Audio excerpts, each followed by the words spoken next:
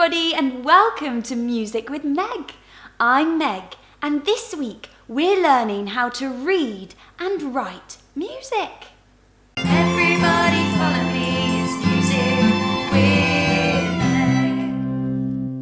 Now last week we learnt the names of the different pitches. Can you remember what they were called? A, B, C, D, E, F and G. And all of the sharps and flats that go in between. And this week, I'm going to show you how to read and write those pitches in music. Now, musicians write notes on a stave, and that's how we read music. Now, the stave is a little bit like a ladder, and the notes are a little bit like tadpoles. So let's build our ladder, and let's put our tadpoles on our ladder here. Now, the higher up the tadpole is, the higher the note. Now, let's stretch out our ladder to become a stave. Now, a stave has 5 lines, but it works in just the same way as the ladder. The higher up we go, the higher the pitch goes. Now, let's fill our stave with notes. These notes are our pitches, and these pitches are in treble clef. Now don't worry about that for the moment. We're going to talk about clefs in a different episode. But treble clef is the most common clef used by musicians. Can you see that some of the notes are on lines and some of the notes are in spaces? Well, for now, let's take away the notes in spaces and just look at the notes on lines. Now, the notes on the lines from the bottom to the top are E, G, B, D, and F. Now, most musicians remember these notes by coming up with a fun little saying. Now, I've always remembered these notes with the saying, "Every green bus drives fast." But you can come up with your own if you like. Some people go for "Every good boy deserves food," or you could have "Even greedy babies drink Fanta." You can come up with whatever phrase you like, but make sure it's a memorable one because it's going to come in very handy. Now that we've learnt the notes on the lines, E, G, B, D and F, let's look at the notes in the spaces. Now the notes in the spaces are F, A, C and E. If you like, you can come up with another saying to remember these notes, but I remember them because it spells the word bass. So the notes on the lines, "Every green bus drives fast," and the notes in the spaces spell face. Space, face. Now finally, we can put our sharps and flats into the stave. Now sharps and flats are easy to put in because you just write a symbol next to the note.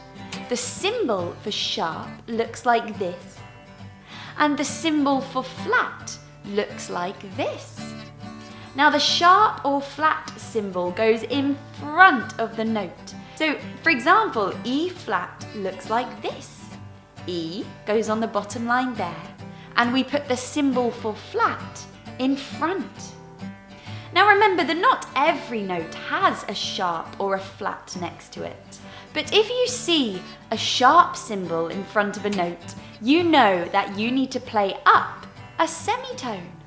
And if you see a flat symbol next to a note, you know that you need to play down a semitone. Once you've learnt to read those notes on a stave, all that's left to do is learn how to play those pitches on your instrument. Now it's time for a little game. We're going to spell some words using the musical notes on the stave. A, B, C, D, E, F and G. So I'm going to show you some notes on a stave, and I want you to figure out what word those notes are spelling. Are you ready for the first one? Here it is. Now, can you see what letters those notes are? We've got B, A, and D, which spells the word bad. Well done. Now, are you ready for another one? Here it is. Now, on this one, we've got the notes F, E, E, and D, which spell the word feed. Feed. Okay, let's have one more. Here it is.